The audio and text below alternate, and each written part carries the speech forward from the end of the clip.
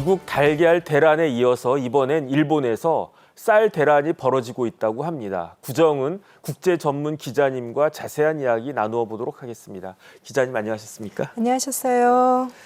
우리나라 방문하는 일본 관광객 많지 않습니까? 저도 일본이나 어느 나라나 가면 이것저것 사갖고 오는데 일본 관광객들도 이제 한국에 오면 이것저것 사가지 않겠습니까? 그런데 지금 일본 관광객들이 사가는 게 화장품도 아니고 김도 아니고 쌀이라면서요.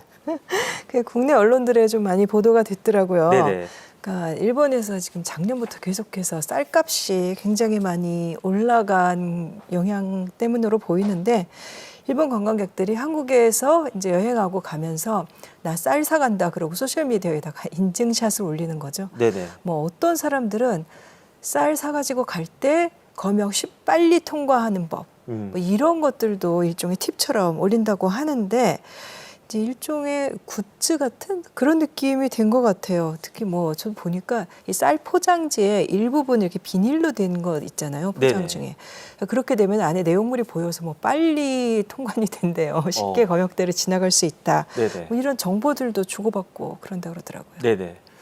그런데 저도 쌀 들어봤지만 이게 굉장히 무거워요. 그다음에 부피도 크지 않습니까? 네. 이게 관광까지 와가지고 굳이 사갈 그럴 물건은 아닌 것 같은데 결국은 한국 쌀이 품질도 좋지만 일본보다 많이 싸니까 사간다 이렇게 이해가 될 수 있겠는데 도대체 일본의 쌀값이 얼마길래 한국까지 와가지고 쌀을 사갑니까? 그렇죠. 좀 상식적으로 여행 굿즈로 이해가 좀 안 가는데 근데 일단 국내 쌀 중에 이제 소포장 쌀이 많잖아요. 네네. 1kg, 2kg, 3kg 막 이런 걸 사가는 것 같은데 그렇게 사가는 사람이 사실 많은 거는 아니에요. 네네. 일본의 그러니까 지난달 같은 경우 한국에 온 일본 관광객이 쌀 사가지고 일본으로 가겠다 이러면서 검역 증명서 받은 게 한 119건? 그러니까 많지는 않습니다. 전체 양도 한 1,200kg 뿐이긴 했는데 그래도 일단 신기하죠. 이런 사실이. 이렇게 네. 쌀을 사간다는 게 그래서 뉴스가 된 거고 일본 쌀 가격이 많이 올라간 거는 분명한 사실입니다. 1971년부터 일본 정부가 이 소매 쌀값 집계를 이제 통계를 내고 있다고 하는데 네네. 그 이래로 지금 최대 상승폭이래요. 50여 년 만에. 그래서 지난주에 일본 슈퍼마켓에서 팔리는 이제 쌀 가격이 5kg짜리가 한 4,200엔? 우리 돈으로 한 42,000원 정도. 네. 근데 작년 4월, 그러니까 1년 전하고 비교하면 2배로 뛴 배로. 거라고 하니까 네. 많이 뛰기는 뛰었죠. 네네. 그래서 한국에서는 그럼 얼마냐? 제가 올 때 이제 온라인 쇼핑몰에서 검색해 보니까 한 16,000원에서 한 2만 원 사이? 그러니까 분명히 일본보다 싼 거는 사실입니다. 네네. 저는 굳이 쌀을 안 사봐가지고 이게 체감이 안 되는데 그런데 일본의 쌀값이 그렇게 올라가지고 심지어 일본 학생들의 급식 메뉴까지 변경됐다 이런 이야기가 들리던데 이 기사를 보니까 제가 초등학교 다닐 때 그때 국민학교라고 했는데 그때 쌀밥 먹지 말고 분식장려했던 그런 생각이 나는데 일본이 그 정도까지 되는 겁니까? 혼분식 세대시군요. 그렇죠. 예. 사실 이게 쌀값이 올라간다 그러면은 우리가 집에서 사 먹는 밥할 때 짓는 그 쌀만 올라가는 게 아니라 네네. 예를 들면 관광객들이 자주 가는 이제 저렴한 덮밥집이라든가 네네. 백반집 그다음에 회전 초밥집 사케 가격까지 다 올라간다고 해요. 그래서 일본 정부가 지금 2차례 비축미도 방출하고 했었는데 이 사실 비축미를 21만 톤이나 풀었다고 했는데 네. 이제 이게 재난이 아니라 쌀이 모자라서 비축미를 푼 게 지금 처음이라고 하거든요. 21만 톤 그러면 아마 감이 잘 안 오실 텐데 동일본 대지진 때 푼 게 4만 톤이었대요. 그러면 네네. 지금 비교하면 꽤 많이 푼 거긴 하지만 일본 전체 연간 쌀 소비량이 한 700만 톤 되니까 21만 톤 가지고는 좀 가격을 잡는 데는 좀 무리가 있고 그리고 이제 그 급식 얘기를 지금 하셨는데 네네. 제가 그래서 세계에서 쌀을 가장 많이 먹는 나라 어디일까 찾아보면 당연히 총량으로 보면은 중국과 인도죠. 네네. 근데 1인당 평균 쌀 소비량이 제일 많은 나라는 아프리카의 감비아라는 나라가 있어요. 거기하고 그다음에 또 동합 아프리카 동부해안의 코모로 이런 나라. 그다음에 이제 아시아의 미얀마, 방글라데시, 캄보디아 이런 나라들인데 이 나라들은 연간 쌀 소비 1인당 연간 쌀 소비량이 250kg 이상이에요. 몇백 킬로그램 단위예요. 당연히 개도국들은 주곡 이제 식단이 좀 이렇게 탄수화물 의존도가 높아서 그런 거고 일본 같은 경우는 어느 정도냐면 2000년에 1인당 연간 쌀 소비량이 65kg. 그러니까 쌀 많이 먹는 나라 축에도 못 끼는 거예요. 일본이나 한국 같은 네네. 나라는. 그다음에 2010년에는 그게 58kg으로 확 줄었고 지금은 1인당 50kg도 안 됩니다. 정말 안 먹는 거예요. 네네. 그러니까 똑같이 쌀밥 먹는 나라인데 미얀마는 250kg, 일본은 네. 그거에 비하면 5분의 1밖에 안 되는 거예요. 그래서 쌀값이 올라간 다음에 이제 뭐 다는 아니고 오사카 부 안에 있는 작은 소도시에서 뭐 시내 초 중학교 이제 뭐 쌀밥을 급식에서 보통 그러니까 일주일에 주 3회 정도 주던 거를 주 2회로 좀 줄여라 뭐 이런 권고가 내려갔나 봐요. 근데 사실 저는 그걸 보면서 아, 급식인데 매일 먹는 급식인데 주 3회밖에 안 줬단 말이야, 쌀밥을. 그게 네네. 더 사실 저는 좀 놀라웠었거든요. 네네. 근데 그나마도 정부가 늘리라고 해가지고 이전에 이제 쌀 소비가 너무 줄어드니까 주 3회 이상은 좀 줘라 그래갖고 문부과학성이 권고를 전국의 학교들한테 많이 했대요. 네네. 그래가지고 늘린 거였는데 지금 쌀값이 올라가니까 뭐 권고고 뭐고 무색해지고 이제는 이렇게 줄이는 학교들이 나타난 거죠. 그런데 지금 기자님 말씀 딱 들어보니까 일본 사람들 쌀 안 먹는다면서요. 예. 쌀도 안 먹는데 쌀값이 왜 오르고 있는 겁니까? 지금 그 농림수산상 네네. 이 장관이죠. 기자회견에서 이렇게 올라갈 원인을 뭐 제대로 규명을 하겠다라고 하는데 처음에 쌀값 파동 초기에 일본 언론들이나 정부 당국자들이 뭐 해외 관광객들이 갑자기 늘어서 작년에 늘어가지고 뭐 초밥을 비롯해서 많이 먹은 탓이다. 네네. 근데 이건 딱 들어도 좀 이거는 남 탓 아닌가요? 예, 이건 논리가 안 되죠. 네네. 뭐 엔저가 뭐 지금 조금 올라갔지만 엔저 때문에 작년에 일본 관광객들이 굉장히 많이 늘어난 건 사실입니다. 작년에 관광객이 한 2,800만 명 정도 추산되더라고요. 근데 관광객 때문에 쌀값이 올라갔다는 거는 좀 억지인 게 네네. 그 연간 쌀 소비량이 700만 톤인데 해외 관광객이 들어와서 늘어난 쌀 소비량은 한 3만 톤 정도밖에 안 된다는 거예요. 그러니까 영향은 거의 없었고 이제 쌀 생산량 같은 경우 사실 좀 이것도 급변하지는 않았어요. 근데 이제 연간 쌀 생산량이 일본이 소비량 줄어드는 것만큼 계속 줄어든 거는 사실입니다. 제가 자료를 찾아보니까 2000년에 1,100만 톤을 일본 안에서 생산을 했어요. 네네. 2010년에 10년 동안에 이제 850만 톤. 그다음에 2020년에 750만 톤. 그리고 4년 지나서 2024년 작년에 이제 700만 톤으로 추정이 되고. 근데 이게 사실 생산이 줄어든 이유가 그 생산이 줄어서 못 먹는다가 아니라 안 먹고 소비가 줄어서 결국은 생산량을 줄인 거잖아요. 네네. 근데 이거는 장기적인 추세고 작년 같은 경우 일본 내에서 인기 있는 쌀 품종들 재배하는 뭐 니가타라든가 이시카와라든가 이런 지역에 작년에 뭐 우리도 늘 이제 기후 변화 때문에 폭염 많지만 일본도 폭염이라든가 그런 좀 이상 기온이 좀 많아가지고 일본에서 인기 있는 품종들의 수확량이 줄어든 거는 사실이라고 합니다. 네. 그래서 뭐 쌀 품질도 많이 떨어졌다고 하고 그 다음에는 결국은 정부 대응이 늦었죠. 이제 작년 이제 하반기에 뭐 지진이 앞으로 뭐 일어날 대지진이 일어날 가능성이 있다.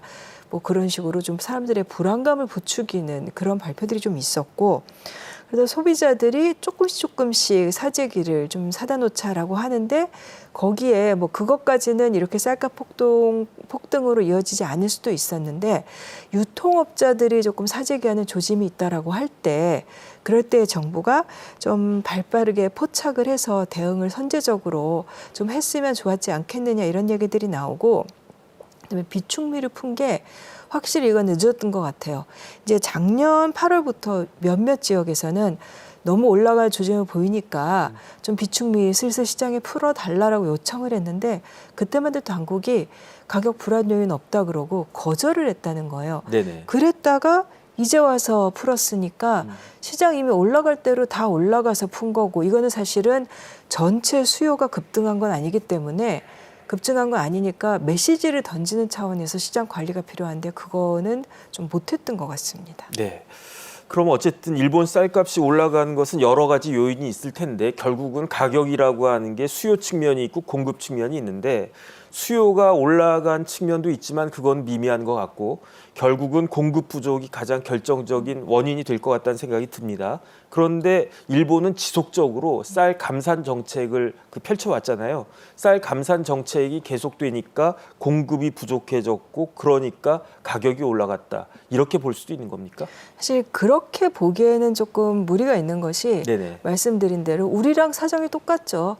쌀이 없어서 안 먹은 게 아니라 네. 안 먹어서 줄인 거니까. 근데 1970년대 초반부터 그 뭐 간반 정책 그래가지고 아까 말씀하신 우리도 뭐 밀가루 혼분식해라 이런 네. 거 아마 좀 연식 있으신 분들은 다 아실 텐데, 그래서 그때는 이제 명분이 식생활의 서구화였죠.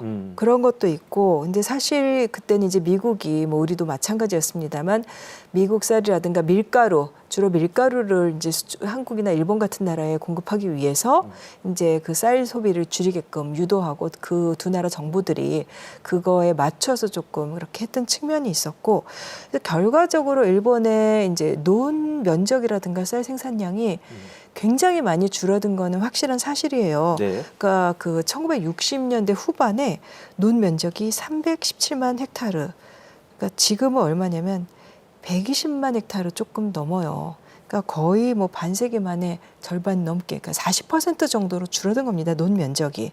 근데 그러면서 당국이 쌀 생산을 줄이는 농가들, 그러면 농민들이 돈을 못 벌게 되니까 벼를 안 키우면은 돈 주고, 그래서 이제 보조금 주면서, 이거는 그러니까 우리도 마찬가지입니다. 이래서 소득을 보존해 준 측면이 있고, 근데 일본에 이렇게 해서 쌀 생산량이 굉장히 줄어든 거는 사실인데 사실 뭐 수요보다 부족하다고 할 수는 없는 상황이거든요. 네네. 그 일본 내에서 생산되는 쌀이 지금 보면 한 780만 톤 정도 되고 쌀 수요는 한 700만 톤 정도, 이 정도인데 쌀 소비량의 거의 대부분, 그러니까 98%를 자국선으로 충당하니까 이건 뭐 사실상 완전 자급이에요. 네네. 이제 근데 100%가 안 되는 거는 일부 수입산 쌀을 쓰는 경우가 있거든요. 뭐 가공식품용이라든가 이런 거고.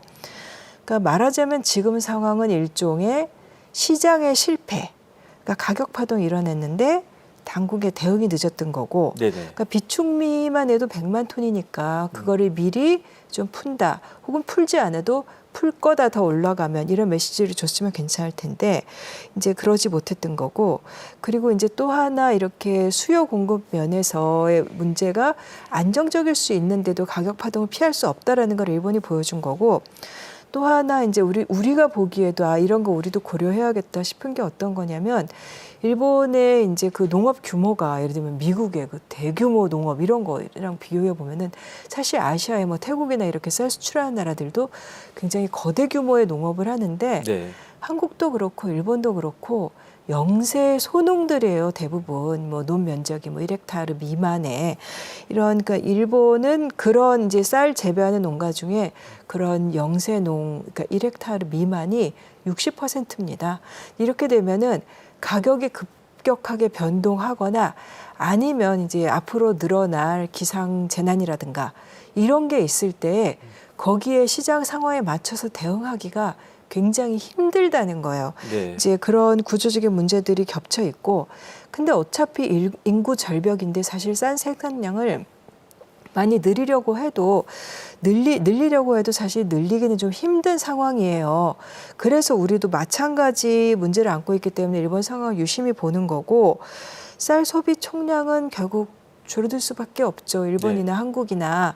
그리고 이제 특히 그 일본 같은 경우 고령화, 너무너무 우리보다도 더 앞서서 심해졌기 때문에 농촌이 텅텅 비어 있고 지금 있는 논들도 없어지고 지금 다 휴경지로 이렇게 바뀌었는데, 그렇기 때문에 참 이렇게 식량 안보라든가 이 시장에 대응한다는 게 얼마나 참 어렵고 섬세한 대응이 필요한 거를 보여주는 것 같습니다. 네. 어쨌든 지금 일본은 지금 당장은 쌀이 부족한 게 현실인 것 같으니까 그러니까 결국은 수입할 수밖에 없을 것 같은데, 그러니까 이제 우리나라 쌀도 수입하겠다는 거 아니겠습니까? 그런데 이야기 들어보니까 우리나라가 일본에 쌀을 수출한 게 이번이 처음이라면서요? 처음이긴 한데 지금 뭐 분량은 적습니다. 25톤 수출하기로 해서 뭐 일본 농협하고 지금 계약을 해서 그 주로 도쿄의 그 시노쿠보라고 코리아타운 뭐 이런 데서 좀 판매를 시작을 했는데, 그러니까 1990년부터 이제 한국은 쌀 수출 통계 잡고 있는데 그 뭐 동일본 대지진 이런 때 우리가 그러니까 선의로 구호품으로 보내준 적은 있지만 수출한 거는 처음이라고 해요.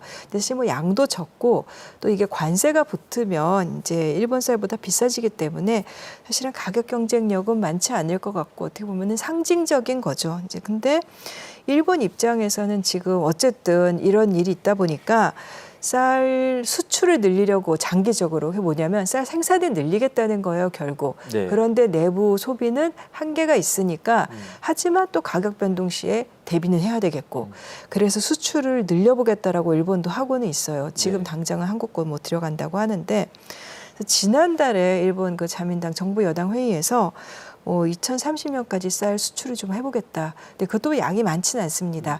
35만 톤 정도 수출을 해보겠다라고 하는데 작년에 일본이 수출한 쌀이 한 5만 톤밖에 안 돼요. 네. 그럼 2030년까지 7배로 늘리겠다라고 하는 거고 그래서 농가들 소득이 높아지게 해서 계속해서 쌀 생산량이 더 줄어들지 않겠다 이렇게 유지를 해보겠다라고 하는 거거든요. 근데 이제 이게 사실 전망이 밝지는 않아요.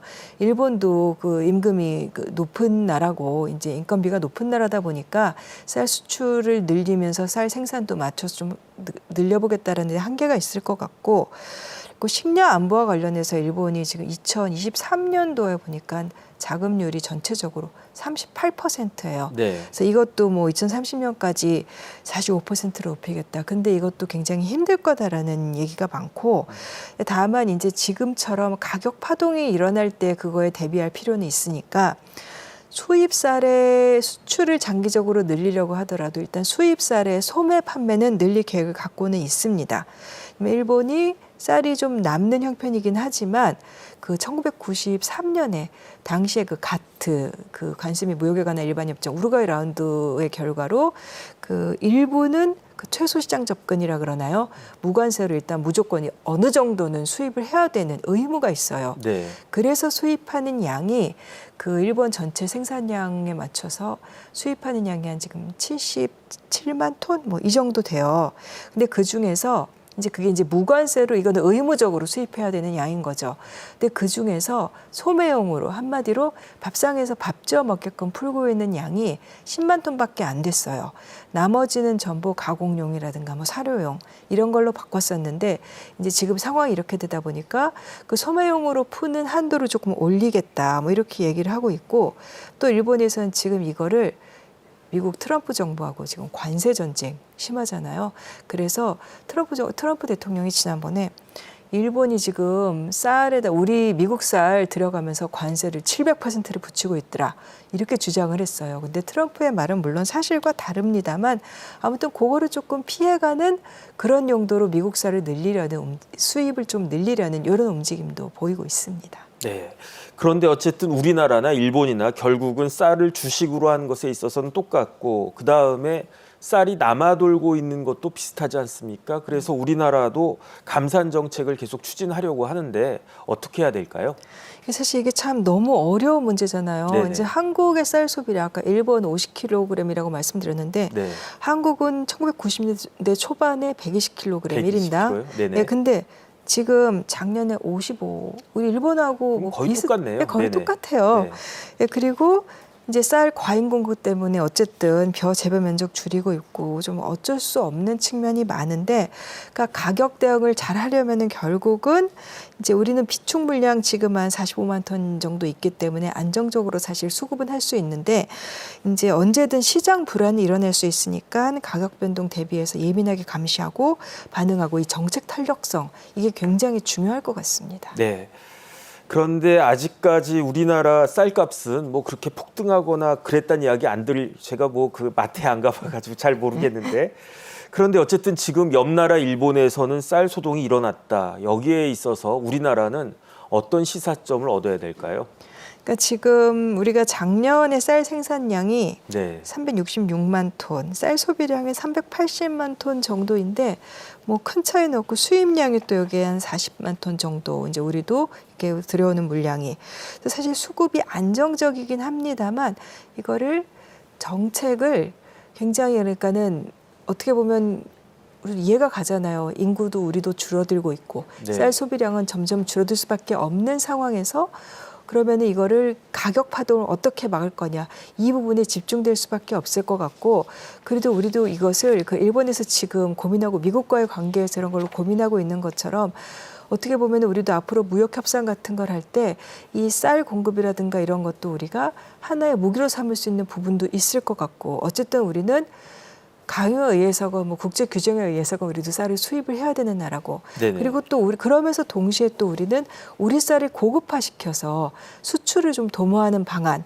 사실 우리가 쌀을 수출할 만큼 이렇게 대규모로 생산하거나 그 쌀 생산 비용이 저렴하지는 않지만 그렇지만 우리가 쌀 이제 생산이 더 이상 이보다 더 줄어들지 않게끔 막을 필요는 분명히 있죠. 네네. 이제 식량 자급률 우리가 한 뭐 그 전체적으로 이제 뭐 45%밖에 안 되는데 이거를 우리는 이제 55% 정도까지 끌어올리겠다라는 정부가 목표를 계속해서 갖고 있잖아요. 네네. 그러려면 우리가 당장 수요 때문이 아니더라도 생산량을 유지해야 되는 전략적으로 네네. 그런 측면이 있기 때문에 그 우리가 수입 수출하고 어떻게 잘 연계시킬 건가 이거에 대해서는 고민이 많이 필요할 것 같습니다. 지금 기자님 말씀하신 것처럼 쌀 관련된 문제는 단순히 경제적으로만 접근할 수 있는 문제가 아니고 식량 안보 문제도 될 수가 있고 뭐 일본처럼 쌀값이 2배로 뛴다라고 하면 사회가 굉장히 불안정해질 수 있지 않겠습니까?